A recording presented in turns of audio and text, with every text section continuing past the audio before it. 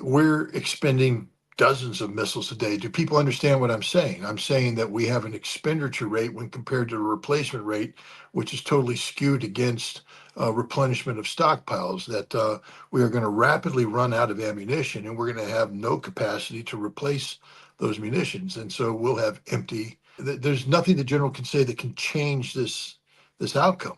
Even if we, as you know, we've done, the United States has, had Lockheed Martin and Raytheon let, new contracts for the accelerated production of the Patriot. But even if the contracts are initiated today, you're not getting a Patriot missile till 2 or 3 years down the road from this. This war is not probably not going to be around in 2 or 3 years. And whatever, if there is a war, um, you know, the Ukrainians, won't have any air defense to protect themselves. So I think the general is 100% wrong on that. I think the military math alone precludes this from being a long war. The United States will run out of ammunition, and that's the fact. The Iranians, on the other hand, appear to have their capabilities underground. They're showing no pressure to limit their strikes. In fact, the talk is that Iran is going to accelerate the missile strikes in order to, drive home,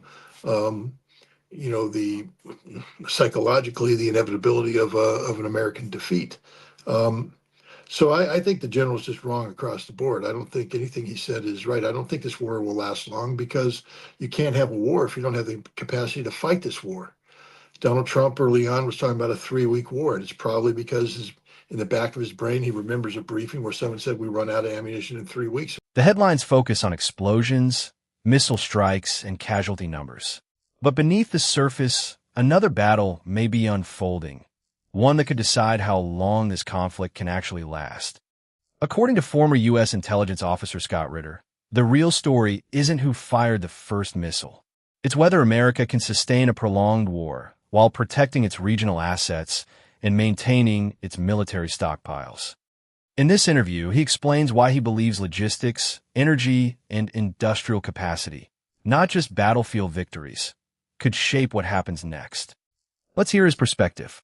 Well, I mean, I think you have to learn to read between the lines here. First of all, let's just be honest. The amount of American casualties is also tragic for those who have died, their families, and for those who have injured. Some of these injuries are very serious, I understand. It's actually an extremely low rate of casualties given the nature of the war that we're, fighting. High profile, high stakes conflict. These are as negligible casualties as they are. So I don't lose any sleep over. Um, it's not as though this is a blood bath for American military. It's not. Which points to a couple things. One, the Iranians are not seeking to kill Americans. The Iranians are going after capabilities as opposed to going after people. And this is where the real harm is being done because Iran is degrading our air defense, making the sustainability of this conflict impossible from the American perspective. We're going to run out of ammunition and run out of the ability to defend ourselves long before the Iranians run out of missiles. Um, you know, we need to also reflect on the fact that a significant proportion of the weapons being used to strike Iran today are, ground-based weapons. The HIMARS firing the standard HIMARS rocket, or firing the ATACMS missile. I think there's some indication that might be firing an advanced long-range missile as well from this system. But this just underscores the reality that American strike power has to be augmented by ground launched. American air launch, strike capacity has to be augmented by ground launch because we don't have enough weapons. And I believe the reports coming out from sources in the Pentagon, et cetera, that say we're running out of ammunition, both in terms of their ability to strike Iran and defend, which again reinforces the point that the Iranians are not losing here. The fact that the Iranians continue to be able to launch ballistic missiles in quantities, and the fact that they're hitting the targets they're aiming at, just again reinforces the point that Iran has not seen its capabilities degraded. The United States, on the other hand, is seeing its capabilities degraded. And even if Donald Trump chooses to escalate, all that will do is deplete the American arsenal even quicker. So then we compound all this with the fact that what this war is really about, oil, just became a major factor. Iran has not only shut down the Strait of Hormuz, but now the Houthi in Yemen have blockaded Saudi Arabia, in effect, closing the Bab el-Mandeb Strait.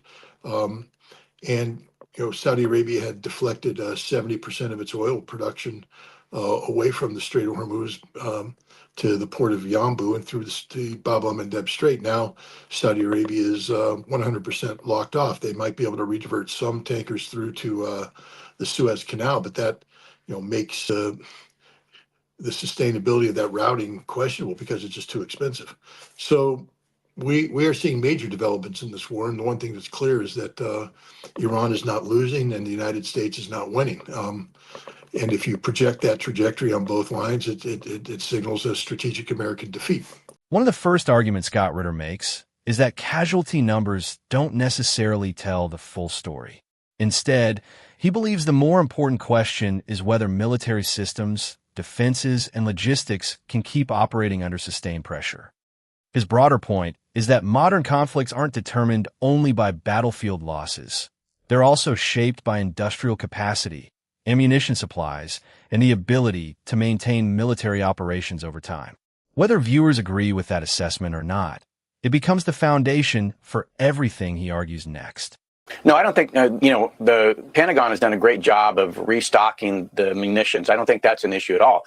But I do expect that we're going to be there a long time. Operation Northern Southern Watch went on for, almost 20 years, I think. So I think this is going to be something similar. We're going to have to stay there. Those guys aren't going to change their behavior. We have to adapt. And I think, we're going to have to get the Gulf states and those that rely on the oil coming from the Gulf states to help pay for this. So that's the narrative going around, that this is going to go on for a long time. Stockpiles are not an issue, and ultimately it's similar to the Iraq situation. I think very different. But your thoughts on this, Scott? Stockpiles are an issue. I mean, intellectually, you cannot support what he said based upon realities. Look, let's just deal with just baseline math.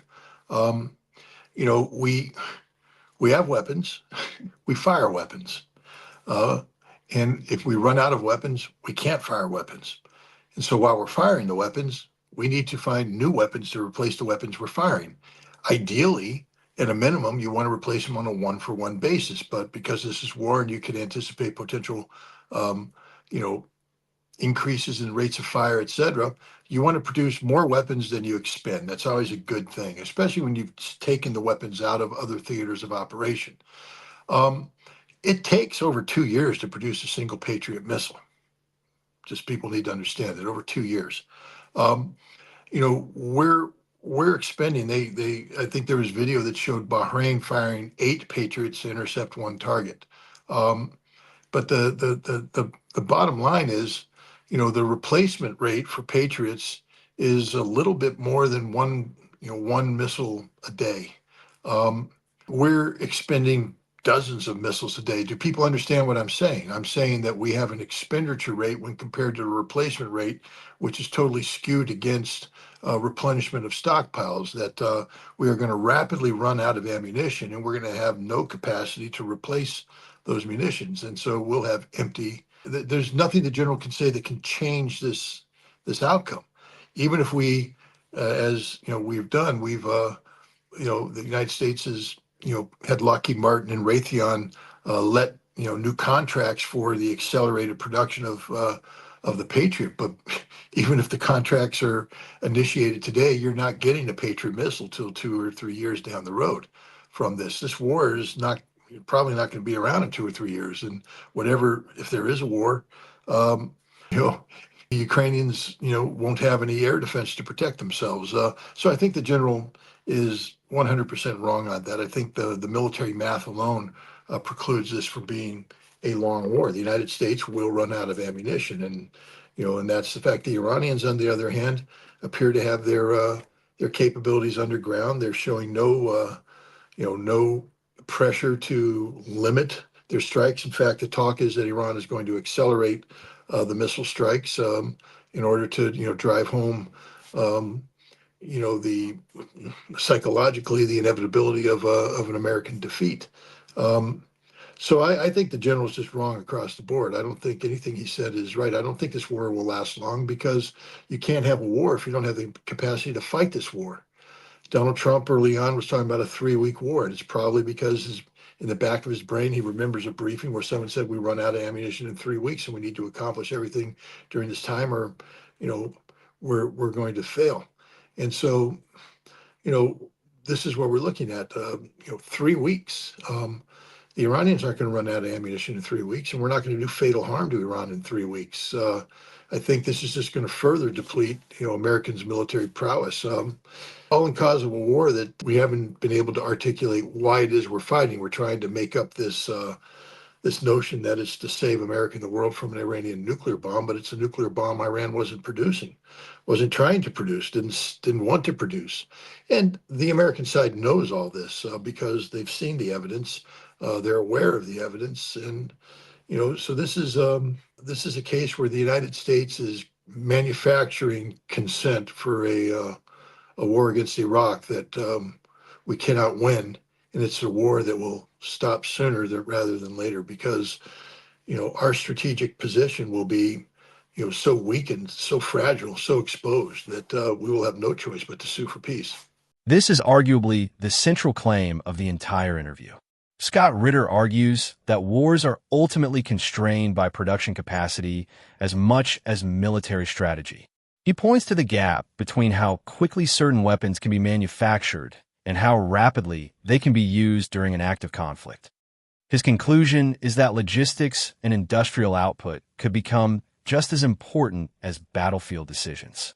It's a controversial assessment, but it forms the core of his overall argument about where this conflict could be heading.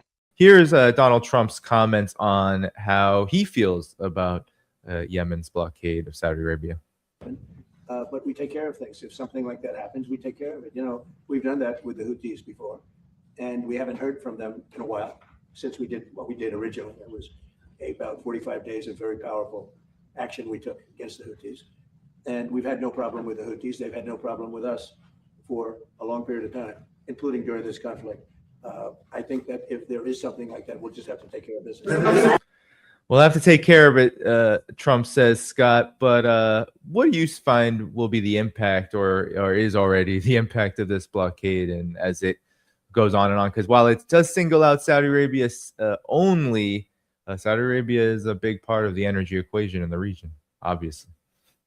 Yeah, I mean, it's smart to signal out Saudi Arabia. Remember that the causal relationship to this is the Saudi decision to effectively blockade the Houthi of Yemen by shutting down the airfield, attacking the airfield, bombing the airfield, the international airfield at Sana'a. And so now, Iran is retaliating and retaliating in a way that appears to be capable of doing significant harm to Saudi Arabia's economy. Saudi Arabia, after the end of the 39-day war, which I think first week of April is when the ceasefire began, Saudi Arabia has reworked its oil delivery capabilities. So now that somewhere 70% of the oil or the refined product that's produced is shipped through the western city of Yanbu, directly on the Red Sea. By closing this down, 100% of Saudi Arabia's energy output is now impacted by, this move by the Houthi and by continued fighting against the Houthi and against Iran. I'm sorry, shutting down the Strait of Hormuz, now shutting down this. But the fighting between Saudi Arabia and Yemen is what kicked this off. The Houthi didn't come out of nowhere. This is a retaliatory strike for Saudi Arabia attempting to impose an air blockade of Yemen. This is unsustainable. I mean, the fact is, we have dropped to, I think today or yesterday, we're down to 43 days on our strategic oil. Ladies and gentlemen, that means that when we run out, we can't. There will be empty gas stations. There will be no diesel. People will be driving around and having to pull their car over because there's no gasoline to go on. It changes life as we know it. And this is the direction we're heading. And This is why what the Houthi did is so important. We also need to realize that Donald Trump has talked big about the Houthi before, bombing them, and it had no meaningful impact on the Houthi, even though they killed the Yemeni regime, so to speak, and killed many senior members. This only caused the Houthi to rally even more closely around their elected leadership. The conversation now shifts from missiles to markets. Rather than focusing solely on military operations, Scott Ritter argues that shipping routes, oil exports, and energy infrastructure could have consequences far beyond the battlefield. His broader message is that modern geopolitical conflicts don't stay confined to military bases. They can also affect global trade, energy prices, and economic stability, making these developments relevant well beyond the region itself. What Iran is doing is destroying our capacity to fight. I mean, if we have personnel deployed in the Middle East, but they don't have the command and control, they don't have the communications, they don't have the actual weaponry to fight because Iran has destroyed them or destroyed their ability to marry up with this equipment. This is going to ultimately end in a strategic Iranian victory, and this victory could include territorial acquisition and bringing large swaths of territory under the control of Iran. So this is the direction we're heading. I think Donald Trump is being disingenuous. His fact set that he put up there is meaningless. You can't compare you know the historic struggles of the constitutional republic called America, the Revolution, the Civil War, et cetera. You can't compare these struggles with what we're doing today. But you should focus on what is happening there. Remember, the United States is one who initiated this conflict, which means we have clearly established political objectives that are not being fulfilled. The elimination of the Iranian regime, the collapse of the Iranian military's capability of sustaining this fight. These are goals and objectives set out by the United States, and we haven't accomplished them. This is the thing that we have to understand. We've already dropped a lot of bombs. The idea that we're going to be able to continue this conflict and achieve a new surprising outcome is absurd in the extreme. This is just Donald Trump. I can't sit here and say that he's deliberately misleading the American people, but if he truly believes what he wrote on that post, it underscores the fact that Donald Trump is extraordinarily far removed from reality. And that's a very dangerous place for American service members, for the American people in a time of war. And before we get to a bit on Russia and Ukraine, your last comment on this, Kuwait has been complaining about Iran now striking desalination plants, power plants, and has accused Iran of war crimes. Trump has said that Iran kills children like candy. And I'm wondering your reaction to this, especially regarding the targeting of desalination plants and desalination plants and power plants now by Iran. What do you make of this and this accusation of Iran committing war crimes? Well, I think we need to point out that Iran has, didn't initiate this fight. That it was American missiles operating from Kuwait and Bahrain, which struck Iranian desalination plants and Iranian power generation plants, putting thousands of people, their ability to sustain life at risk. And so, what Iran is doing is a retaliation, and it's one that makes sense. By striking Kuwait's desalination plants, you eliminate Kuwait's ability to provide drinking water or water of any sort to its people. You can't sustain modern industrial life and high quality of life without water. So there's there's that. Then power generation. It's the summertime. It's very hot. To be livable in the desert, you either need to be in a tent, not moving during the daytime, or a traditional Bedouin style, or you need to be in a building that has air conditioning, and considerable, electric draw. Kuwait has the power generation capacity to make life comfortable in Kuwait, but what Iran is doing is destroying this power generation capacity so that Kuwait can't provide energy to light up apartment rooms to air condition to do cold storage for food and all this stuff. Um, Basically, Iran is killing Kuwait, and it's something I've said all along that is the ultimate Iranian weapon. Um, and I think what they're doing now is sending a clear signal that Kuwait as a nation state is literally on the verge of dying, unable to drink, unable to feed its population. You're going to see the mass migration of the citizens of Kuwait. And that opens up some interesting possibilities because um, there are many in Iran who understand that Saddam Hussein invaded Kuwait, calling it the 16th province of Iraq, and there's a good chance that if Kuwait is unable to provide for its people, if its people start to flee, and there's a precipitous drop in population, that Iraq may in fact make a move to protect its southern flank by absorbing Kuwait. So it's early on in the process, but this is a very interesting and dangerous development for Kuwait.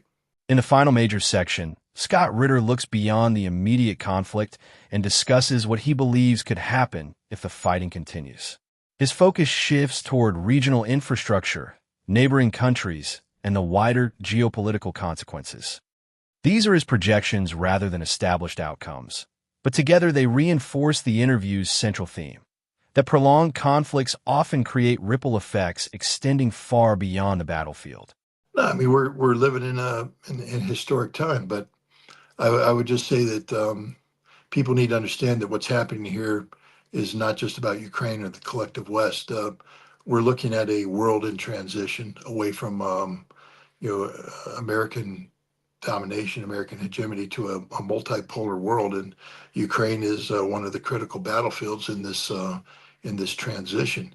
But while the Ukraine conflict might be resolved, the struggle between the American hegemon and the forces of the multipolarity are going to continue to clash, and so there's analysts that are saying this war will go on and on and on. I believe that the war in Ukraine is going to end sooner rather than later. I think the Russians have a winning formula, and I think that they're going to, push this through to the bitter end. But the fact of the matter is, this conflict is much more than simply Ukraine. This conflict is the collective West against Russia, and it's going to be interesting to see how the collective West responds to defeat. We already see political turmoil inside, not just Ukraine, but in Europe itself. Marine Le Pen is positioning herself for a run at the presidency against Zelensky. The Alternative for Deutschland has a lead over all other political parties, including the party of Merz, and that lead's just growing. And there's elections next year, and there's a chance you'll see change there. We just saw another change of the guard in Great Britain. How long can this new prime minister hold on to? It's a fair question. But the fact is, we are seeing Europe in decline. We're seeing the United States, seek to step into this vacuum, but we're tied down through, Cold War legacy ways of fighting war with Iran. We just live in interesting times. That's the thing I want to point out, and then I'll just conclude by saying that because we live in interesting times and people are thirsty for knowledge, supporting your independent podcasters, your independent journalists is more important now than it ever has been. And I encourage your audience to support you to the full extent possible, Daddy, because we need your voice. Whether or not you agree with Scott Ritter's conclusions, this interview raises a broader question about how modern conflicts are measured. Beyond military headlines, debates increasingly focus on industrial capacity, energy security, supply chains, and long-term geopolitical influence. As events continue to develop, these are the issues many analysts will be watching closely. If you found this breakdown informative, let us know your thoughts in the comments, and don't forget to like and subscribe for more in-depth analysis of global markets, geopolitics, and macroeconomic trends.